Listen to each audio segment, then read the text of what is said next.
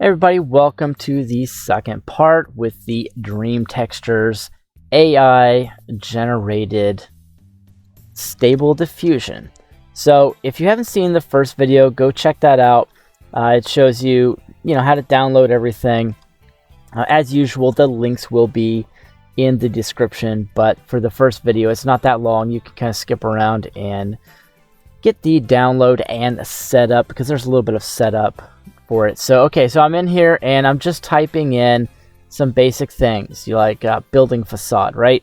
And what I'm actually going to do is I'm going to make a batch of facade textures available for completely free downloads so everybody can kind of benefit from it. So I generated this one and I found this one to be very interesting. It kind of looks like this maybe Bahamas hotel look. Right, so it's pretty cool. And so I just modeled out something I think it would look good on, right? So it's just a cube I just scaled. So we'll go ahead and build this out. And I'll just take the base and pull it out, put in image, color. And from here, I'm just going to click new, click OK. I'll pull out the vector, type in map, and get the vector mapping. Then I'll pull out this vector and type in COR, hit enter, and get the texture coordinate because you're going to need all this. And of course, now everything's trying to run slow for me. All right, so I generated this one already. And so all I have to do is come into the image texture here and then find out wherever that is. And to help you identify that, I am in the image editor, and you can see this starts off with 1659. So I would come down here and I could find 1659 and then pull that up. And of course, that doesn't look too good until you plug it into the UVs or whatever your setup is, however you want to do that. And then I can come over here and I'll name this something like Hotel Facade 3, right? Because I've probably, and I didn't spell that, it's Facade -3. So now that you've named this, you can right click on Hotel Facade, mark this as an asset, make sure you're saving this blend file to your asset pack area or wherever you have your asset browser attached.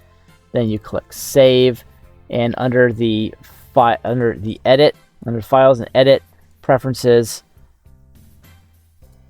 you come down to file paths, and then for your asset libraries, just mark whatever your folder is, and you can add a bunch of folders in here and then start saving these facades, mark them as assets, and you can use them later on. Now here's the cool thing. Aside from the fact that artificial intelligence just basically generated this texture. So what I'm going to do is kind of mess around with this a little bit so it looks halfway decent on there. And now I can just jump directly into edit mode. And I already put a couple of loop cuts in. So let me just go to edge select and grab these. I should be able to double tap G. I can move one at a time. I'm trying to get fancy. And what you can do is you kind of move these around and just immediately start blocking out whatever it is that you've got. So then I go to face select, and now if I want, I can pull up the top view and extrude that out just a little bit. And then we can zoom in, and I'll hit Control B to bevel it and just add some bevel to it. And voila. Now that's going to look a little bit more realistic, and you'll be able to start it'll catch the shadows if you put this into a scene. And so of course, if you're working with this and you need some more textures for the top, you could just come up here, and for the subject, we'll just type in something like gravel, hit enter, come down here, click generate. And yeah, definitely go through the initial setup because it's a little pain. It's a big file. It's about 11 gigabytes total for not only the add-on, but the library, because you have to have this model library kind of attached to it, so it has something to generate from. I've got this set to 30 steps, and then we'll just kind of see what texture we get here. All right, so now I've got this kind of gravelly material. It doesn't necessarily look like what I would want for a rooftop, but we can use it just for the example. And I'll just kind of bring this back out. And then once you've got the asset library set up, I've got Hotel Facade 3. So just for example, if I took this and just Shift-D made a copy, and then came over here and just wiped that texture out, I can bring the facade there and drop it, and it's all good. And so that's pretty useful. So now I can come over and make sure I'm in edit mode. And I've got this texture, but I've got to assign it to something. So what I'll do is I'll come over here and add another texture in. We'll call it a new texture. Kind of like follow the same format here and just put in an image and obviously the mapping and so on. And I'll just do this very quickly and map all that out. I'm going to click new, hit OK. And now 3656 is what I'm going for. And there it is, 3656. And now I can click assign, and I've got that gravel texture for the roof of my building now. And like, I don't know what your level of detail is for whatever building you're making, whatever it's for. And then you could just name this one, of course, and I'll just put something like roof gravel, even though that isn't even close to what I would see on a roof, because the weight of that would just be far too much. You would likely, you know, depending on where you're at, you would cool coat it and then throw some extra gravel on there to kind of be a more stable roof. Okay, so let's go ahead and I'll right click, mark that as an asset, and then roof gravel's here. And the cool thing about the upgrades with the recent Blender is that, and I'll just keep trying to zoom in everywhere. I wish all of these would zoom in.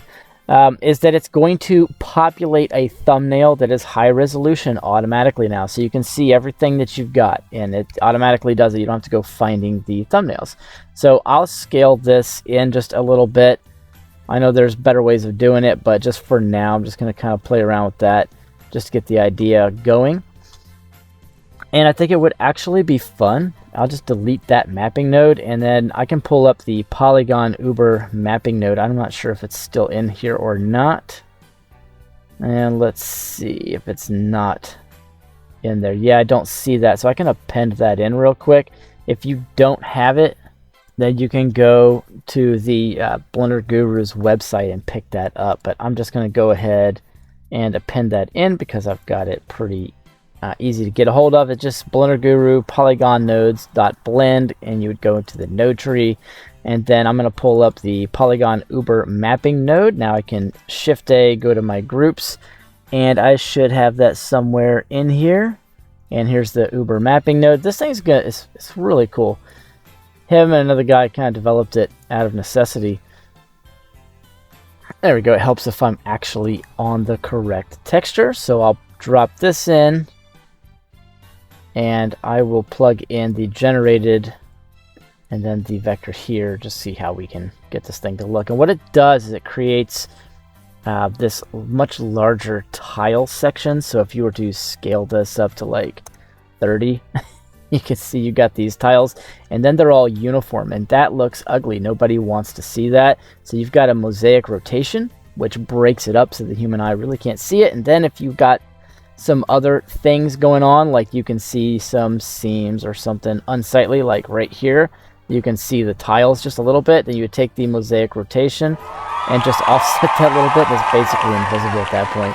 Then you can kind of bring the scale back to something you want, and that'll help you use some textures a lot more effectively. So, I mean, I could even take this thing and go the extra mile, you know, and inset and create some different. And I've really got like too many faces up here, so I'm just going to grab all these faces, hit F to fill, and then I can inset and just possibly extrude this a little bit to create a different situation, then map these areas as well and do some cool stuff. Maybe throw some quick air conditioners up there, and you can get the textures for that as well. And now let's say we just wanted to make this building a little taller, and we go to extrude or hit G and Z to bring it down. Then we get all this horrific stretching. So, you know, in the edit mode, just select that, get in there with edit mode, select everything, and Click correct face attributes and then keep connected. And now if I grab that and hit G and Z. Alright, so after you've gone in and you have selected the keep face attributes and the keep connected, you can just select your mesh and hit G and Z and it'll replicate itself, and you can kind of bring it down and make your building a little bigger. So that's one cool way of doing it, especially if this is going to be like some kind of a facade anyways, and that's going to help you all the way around the building. And like I said, you can block this thing out. There's actual geometry there now that matches it. So, all right, so we're going to do one more here, and I'll just take the top view and I'm going to drop a plane in. I'll kind of scale this just about any way you want, and I'll move that off a little bit. So let's come up here and we'll type in for the subject to be, and add no subject.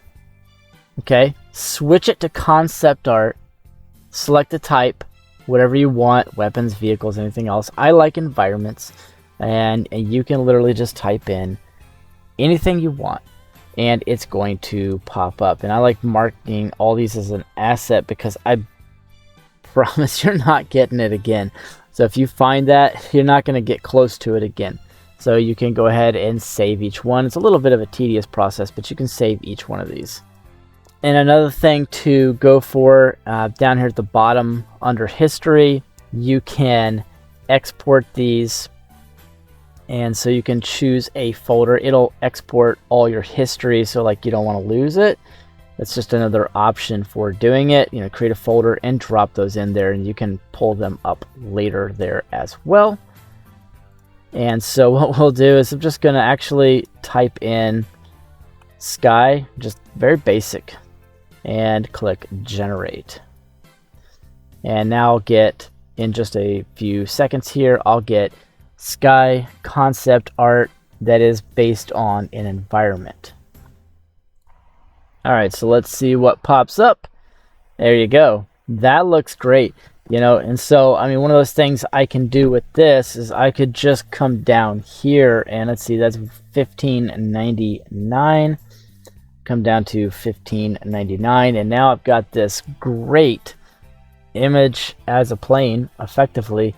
And so I'll just call this concept sky, and I will mark that as an asset. Weapon, and what I can do is I can just type in something like sci-fi and I'll hit enter, and I want to generate this because I want to see what this thing could look like. Alright, so I didn't actually expect that. It's a like a futuristic sci-fi humanoid robot, and apparently that robot is the weapon. So now I'll type in Jeep, I'm going to go to vehicle and click generate. Alright, so this is pretty cool too. So now you've got a really good idea of how to generate some concept art and get this into your scene. And obviously it's already inside of Blender, so you could make this an image of a plane, and then you could even save this and kind of like block it out if you wish. And if you zoom into the back of this thing, you can actually see that it looks like it put some buildings and then some kind of like rocket ship or shooting star or something going on in there. And call me crazy, but that kind of looks like a watermark.